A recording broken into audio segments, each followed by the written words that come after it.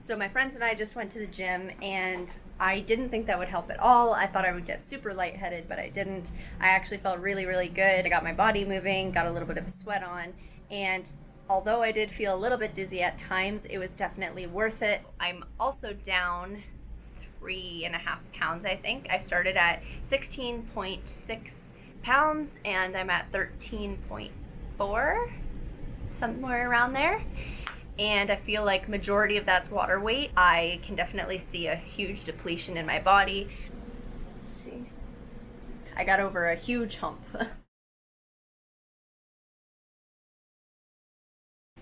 Good morning. So it is 10:30. Last night I had a really good sleep. It was way better than the other morning.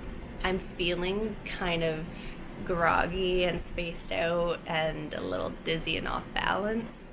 Also, my mouth is like super dry. This is weird. Like, it feels like the morning after you wake up after drinking for the night, and then you kind of feel like a dry mouth, you're a little bit foggy, like what just happened, sort of a feeling. It's kind of cool. But I'm feeling a lot better, and the closer that I get to my time to eat, the easier it gets, because I know how far I am and I'm way past the half point. I get to eat later tonight, and I'm so excited. I dropped a lot of weight. I started at 116.6 and I am now 111.6. And that was a crazy drop. I can see a huge change in my fat percentage. I also think that I lost a little bit of the muscle down on the lower part of my legs around my calves. Other than that, I don't see any muscle reduction anywhere else. Today I gotta take it slow. I do have to go to the market though to go get myself some fresh fruits and vegetables so that I can eat later. Right now though, I don't have a feeling of hunger. I'm probably gonna go to the market very soon, keep myself a little bit more occupied today just because I am so excited to eat. All I'm gonna think about today is that I get to eat soon, so. What's your difference?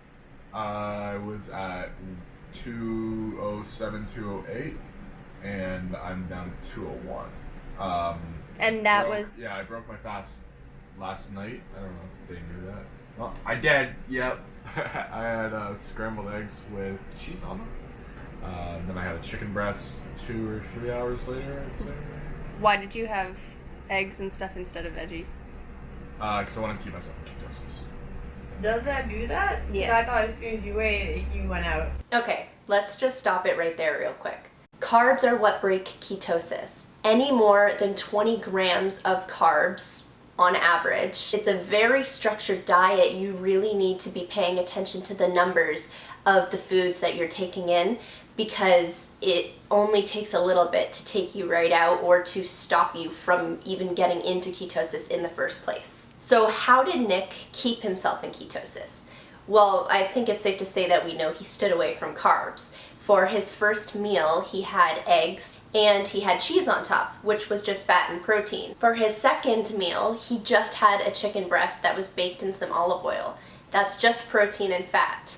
So he was able to stay away from the carbs for quite a while until he decided to have a smoothie. On average, just a 100-gram banana has a little bit over 20 grams of carbs in it. So he had a banana plus a ton of other stuff that definitely had carbs in it, so that was a write-off. The smoothie was a great idea for him because he really needed the nutrients. He was definitely lacking that, and if I was to give advice to any of you guys, I would have actually started with the smoothie, but Nick was trying to keep himself in ketosis, and he managed to do that for a little while, but it really wasn't sustainable because he was very hungry. But why did Nick even want to stay in ketosis? So that he could continue maintaining the benefits that he was seeing with it. When you're in ketosis, the body uses fat for energy. It uses your stored body fat because it doesn't have enough carbs to turn to as its primary source. But because he was so hungry, he still wanted to break his fast by eating something. So it was a good strategy he used. If I were to recommend what you guys break your fast with, it'll definitely be plant sources of energy. You want to be eating fruits and vegetables. So turn to that for your first meal. I had a mixed berry smoothie. The smoothie was really good. I really needed like the nutrients. I felt like even after eating the chicken and the eggs and stuff, like my stomach was still like, I don't really know about all this, and I was still like mentally a little foggy. So having the fruit really helped. You know, I woke up this morning and I still like it was so 207, 208 was my starting, and then I went down to 202 yesterday, and then I still woke up this morning at 201. So even after eating all that, my body didn't go back into a surplus. Yeah. Why did you stop? Like, I used to not eat very well. I would just like eat, I guess, later in the day. Like, wouldn't eat anything all day until like 5 or 6 o'clock. And I find that like my mental, like, just awareness and stuff like that, like just how I was feeling and how I felt about like I looked and my like what I was doing every day was just like not there. And then that's got me to start eating regularly, so I was eating about 1,900 calories still, so I could lose.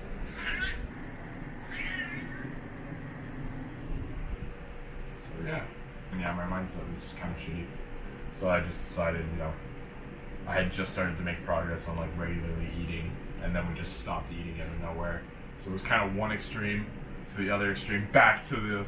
Right here, Nick makes a really good point. So Nick was having a lot of digestive issues and trying to figure out the balance in his diet prior to doing this challenge. He had just gotten on track and started figuring out what works for him and dealing with his issues until he decided to quickly jump on this challenge with me, and it very quickly deviated him away from his goals. That being said, fasting can actually help relieve so many different health issues, decreasing inflammation, creating a more mindful relationship with food, cleansing your palate, creating a stronger sensitivity to sugar and salt. And it's also been said, but not proven, to help relieve symptoms of asthma. My point is, just keep in mind that everybody is different. So take into consideration where you're at in your journey and try to do your research and really think about whether right now is the time for you or not. Remember that we're all different. Listen to your body and definitely do what feels good for you. At 9:15, I began making a tomato soup. So what I did was I got 9 tomatoes, I cut them up, and made sure that I placed them face up on a baking sheet. I then sliced up an onion, making sure to keep the slices quite thick because they're going to be in the oven for about 40 minutes. I laid all of the slices out flat on top of the tomatoes. I only used about a 1/4 teaspoon of olive oil, and that worked perfect. Then I minced up some fresh garlic, probably about 3 cloves, sprinkled that on top, and I know that it looks like I'm putting a waterfall of salt on right now, but it was only about a 1/4 teaspoon, and I cracked some fresh black pepper. Once everything was prepared on the baking sheet, I put it in the oven at 400 degrees for 40 minutes. Okay, it's time. It's time.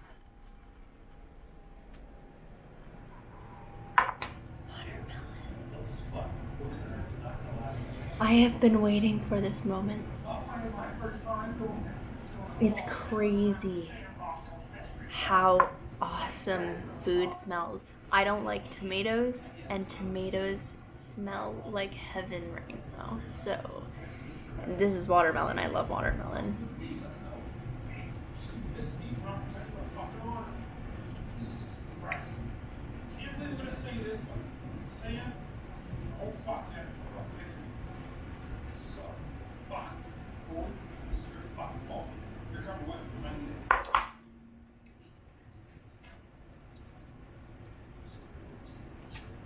That is awesome. I'm gonna go eat this. I ate my watermelon as I was waiting for the other food to cook in the oven, and then once it was done, I then tossed all the ingredients into a blender and just quickly blended that up.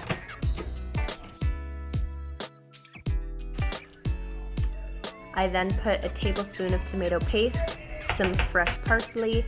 I used the milk sparingly because I wanted to limit the amount of processed foods that I was putting into my body, but if you decide to make this recipe on your own time and it's not to break a fast, I would recommend using about 1 cup of milk.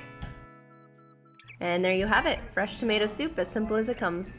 Let's quickly address why I got sick on that first night. So I thought about it really long and hard and I could not figure out why that happened. I thought that maybe when I had a shot of pink salt just before going to bed, it flipped my stomach and made me sick. I don't know, I really had no reason. My camera keeps turning off. I actually just read a comment from one of my viewers and they were saying that they thought that I was in the middle of a keto flu.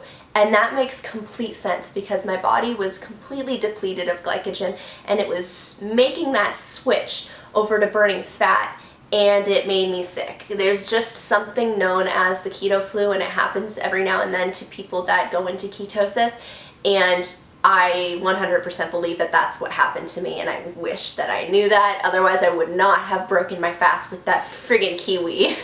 But like I said, listen to your body. It's super important that you listen to your body. You need to listen to what it's telling you, because that could be the difference between you getting very severely sick and actually being able to successfully do that challenge. The whole reason that I wanted to start this water fast was just because I was watching these videos of other people doing it and I thought how crazy that is, and it just looks so intense. I just wanted something to try that I haven't tried before. I love trying different things and trying all these different challenges that nobody ever really does. Looking back on this now, I saw no muscle loss, which was great. I was very scared about that. I thought I saw some muscle loss around my calves, but 2 days later after I was eating again, they looked back to normal. So I guess I don't know, water retention?